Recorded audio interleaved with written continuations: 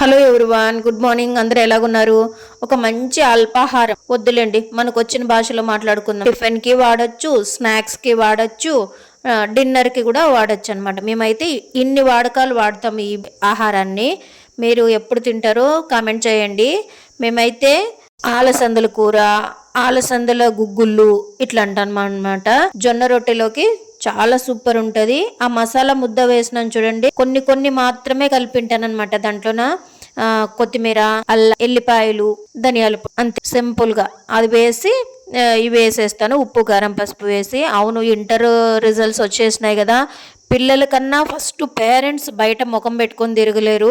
ఎందుకంటే పిల్లల మీద అంత హోప్స్ పెట్టుకొని బయట అంతే ఒక్కరొక్కరు ఒక్కొక్క రకాలు ఉంటారనమాట. మనస్తత్వాలు హంగులు చెప్పుకుంటారు. ఆ హంగులు తగ్గట్టుగా మార్కులు రావు. అది వచ్చింది తంట. ఈ హంగులే పిల్లల ప్రాణాలు తీస్తున్నాయని నా అభిప్రాయము. వీడియోకి ఒక లైక్